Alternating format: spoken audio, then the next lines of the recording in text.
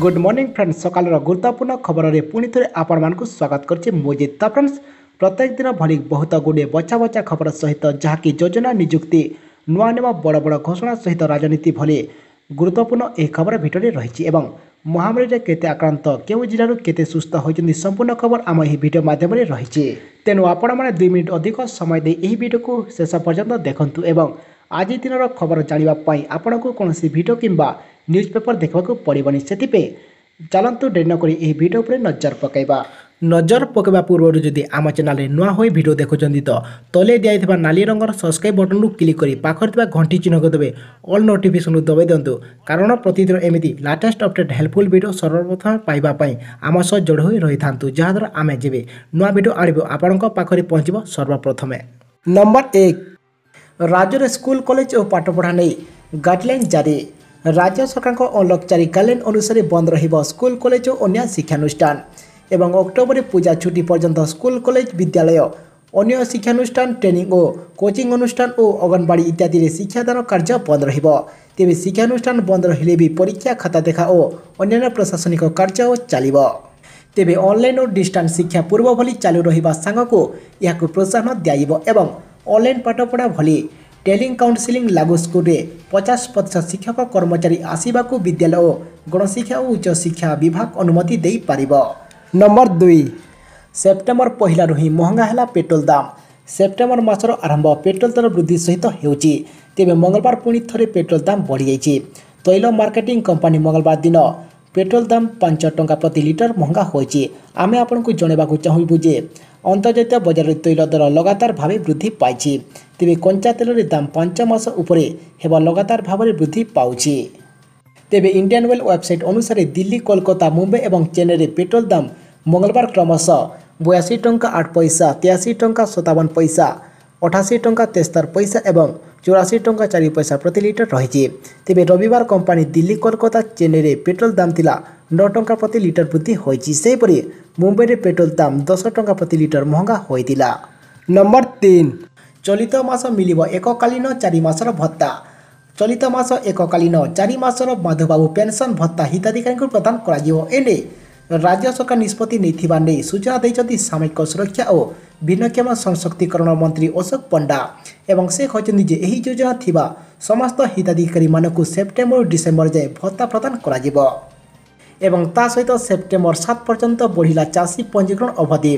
खरीफ धान संग्रह निमंते चाषी मानक नाम पंजीकरण अवधि अगस्ट 31 रु सेप्टेम्बर 7 पर्यंत वृद्धि करा संप्रति राज्य में बन्या परिस्थिति और महामारी स्थिति को दृष्टि रखी एपरी निष्पत्ति नहीं खाद्य जोगाण मंत्री रणेन्द्र प्रताप स्वाई।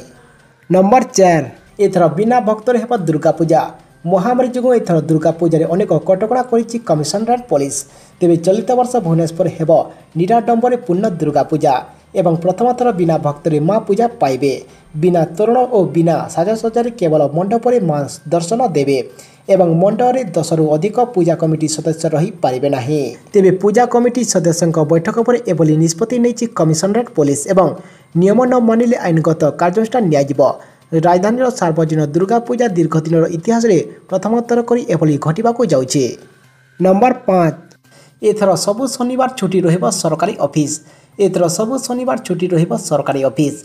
तेबे बाकी सबु दिन ट्विन सिटी रे सबु सरकारी ऑफिस खोला रहिबो हेले 50% कर्मचारी को नहीं काम हेबो।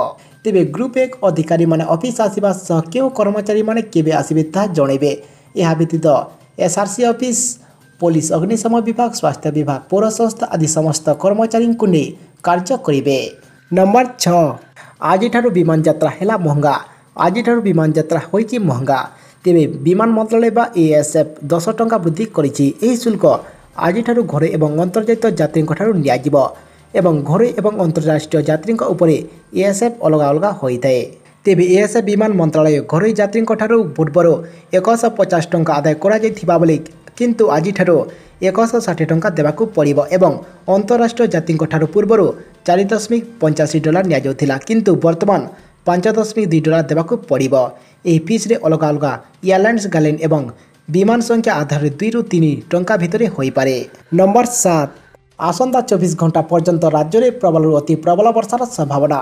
राज्य में प्राय अधिकांश जिले में 24 घंटा मध्य प्रबल अति प्रबल वर्षा होबार संभावना रही आंचलिक विज्ञान केन्द्र पक्षर सतर्क सूचना जारी कर पश्चिमबंग और यार पड़ोशी अंचल सृष्टि होता लघुचाप कि घूर्णिबलय प्रभाव वर्षा हो पारे।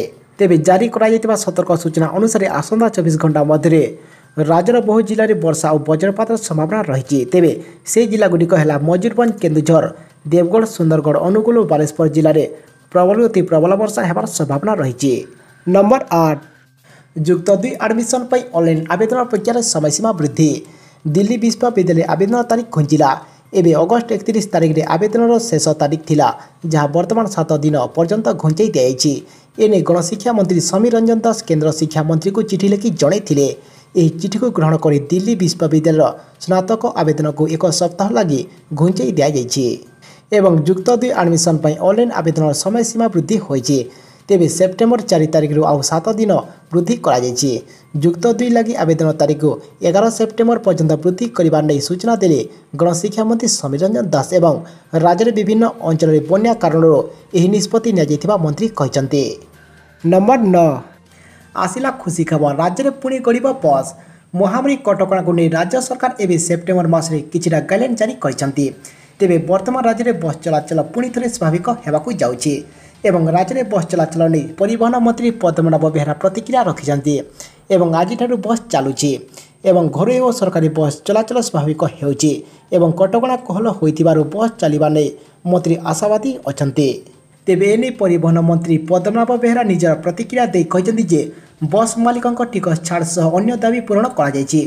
उभय यात्री और बस कर्मचारी मास्क पिंधिबा बाध्यतामूलक होइछि एवं पूर्व अनुमति थिला भी यात्री अभाव कम बस चलुथिला बोली मंत्री कहते। नंबर 10 आसिला अवसर प्राप्त कर्मचारी बहुत बड़ खबर आउ रहिबनी पेंशन समस्या। केंद्र सरकार अवसर प्राप्त कर्मचारी आसिला खुशी खबर। तेबे वर्तमान पेंशन नेबा पई जरूरी पेंशन पैठ आदेश पीपीओ पई विभाग टक्कर काटिबाकू पड़िबनी। तेबे एही रिटायर पेंशन भोगी को ही सुविधा तांको डिजिलॉकर रे ही मिलिबो। एणिकी पेंशन भोगी को एबे इलेक्ट्रोनिक्स पेंशन आदेश पीपीओ सीधा तांको डिजिलॉकर रे मिलिबो। तेणु आ विलंब हेबार संभावना नहीं एवं डिजिलॉकर हेउची नागरिकों पई एक डिजिटल दस्तावेज वालेट। एथिरे आपण निजर गुरुत्वपूर्ण डॉक्यूमेंट इलेक्ट्रोनिक्स उपाय रे रखि पारिबे एवं दरकार समय सहजरे पाई पारिबे। नंबर 11 एबे आसला गरीब श्रमिक विकलांग पई बहुत बड़ खबर। एबे आसला गरीब श्रमिक विकलांग पई बहुत बड़ खबर, जहाँकि आपण एक कपटी हेल्प रहिबो। तो भाई माने महामारी आर्थिक संकट को देखी एबे गरीब श्रमिक विकलांग पई किंबा तृतीय श्रेणी अंतर्भुक्त हिताधिकारी एबे सरकार पक्षर बड़ घोषणा करा जायछि। तेबे महामारी संकट में किभली दुर्बल न हेबे से गोष्ठीर लोक मैंने से दृष्टि देइछन्ति राज्य सरकार, जहाँकि आपण मानक पई बहुत बड़ खुशी खबर एवं सरकार वर्तमान ही ऋण देवाई घोषणा कर सारी। तेबे महामारी संकट को देखी गरीब श्रमिक विकलांग परिवार मुख्य महिला मानक एसबू गोष्ठी लोक मिल 20,000 टंका पर्यंत ऋण सहायता राशि एवं स्वयं सहायक गोष्ठी मानक मिल 50,000 टंका पर्यंत सहायता राशि, जहाँकि ऑलरेडी सरकार एवं घोषणा करछन्ति, जहाँकि आपण बहुत बड़ खुशी खबर। एवं तेबे यह जेबे लागू हेबो आमे आपनको गोटे वीडियो माध्यम आम ही चैनल माध्यम सर्वप्रथम जनईदेबू, ताको देखि आपण कन्फर्म हो जिवे। सेतिबे आम सह सदा सर्वदा जोड़ी होई रहितांतो। नंबर 12 दीर्घ 5.5 मास पर खोलिला कोणार्क मंदिर मानिबाकू पड़िबो एही कटकणा। दीर्घ 5.5 मास पर खोलिला विश्व प्रसिद्ध कोणार्क सूर्य मंदिर। तेबे केंद्र सरकार अनौपचारिककालीन अनुसार मंदिर को खोला जाइछि। तेबे महामारी कटकणा को दृष्टि रखी यह पर्यटक पई बंद रहितिला। तेबे आज सकालू सूर्य मंदिर खोलिबाकू नै सूचना मिलिछि। तेबे दिन को प्राय 2,500 पर्यटकों को नहीं मंदिर भीतर को जीवाई अनुमति मिली एवं सकाल अपराह गोटाए मध्य 1,500 जन एवं अपराह 1,000 जन पर्यटक जापरे। सेपरी एककालीन केवल 100 जन पर्यटक मंदिर भीतर को जापरे बोली कोणार्क मंदिर कर्तृपक्ष स्पष्ट करछन्ति। नंबर 13 2 वर्ष पर्यंत स्थगित हो पाए ऋण परिशोध सीमा। सुप्रीमकोर्ट को केन्द्र सूचना। देश में लगी रही महामारी और अर्थनीति उपर यार प्रभाव को दृष्टि रखी आसंता 2 वर्ष पर्यंत ऋण परिशोध अवधि स्थगित करे बोली केंद्र सरकार सर्वोच्च न्यायालय को अवगत कराइछन्ति। तेबे गतकाली सुप्रीमकोर्ट विचारपति अशोक भूषण अध्यक्षता गठित खंडपीठ यह मामला शुणाणी करिछन्ति। तेबे गजेन्द्र शर्मा और आईनजीवी विशाल तिवारी द्वारा आगत 2टी आवेदन में महामारी मध्य ऋणदाता मानक ऋण परिशोध अवधि स्थगित रखा अनुरोध करिछन्ति। तेबे केंद्र सरकार वकील सॉलिसिटर जनरल तुषार मेहता कहते जे ऋण परिशोध अवधि 2 वर्ष स्थगित हो जाई पारे जहाँकि समस्त गोटे बहुत बड़ खुशी खबर कथा। नंबर 14 हटिला नाइट कर्फ्यू लॉकडाउन सटडाउन। राज्य सरकार सेप्टेम्बर 1 रु 30 तारिख पर्यंत महामारी कटकणा संक्रांत विज्ञप्ति जारी करिसेंती। तेबे स्वतंत्र रिलीफ कमिशनर कार्यालय पक्षर जारी विज्ञप्ति कहुछि आसंता मासरे लॉकडाउन केवल अवरोध अंचल भितर ही सीमित रहिबो एवं पूर्व भली जिलापाल पौर कमिशनर ए संक्रांत निष्पत्ति नेबे। एही अंचल भितर केवल अत्यावश्यक कारबार को अनुमति दियाजिबो एवं कौनसी परिस्थिति अवरोध अंचल व्यतीत अन्य स्थान में लॉकडाउन बा सटडाउन करा जाई पारिबो नाही बोली से कहते एवं अति गुरुतर स्थिति रे संक्रांत रे केंद्र सरकार को अनुमति आनिबा को हेबो। आउ मते कहि जे सेप्टेम्बर 30 तारिख पर्यंत धार्मिक अनुष्ठान गुड़िक बंद रहिबो बोली से कहते। नंबर 15 आसिला व्यवसायी बहुत बड़ खबर। महामारी संकट मध्य व्यवसायी आश्वस्तिकर खबर रही। तेबे व्यवसायी केंद्र सरकार बड़ निष्पत्ति नहीं एवं कंपोजिशन स्कीम अनुसार सरकार डीलर को आश्वस्ति देइछन्ति। सरकार 2019-20 आर्थिक वर्ष जीएसटी रिटर्न दाखल करने को समय सीमा 2 मास वृद्धि करिसेंति एवं जीएसटी रिटर्न दाखल समय सीमा 2020 अक्टोबर 31 जाए बढ़ाई दि जाइछि।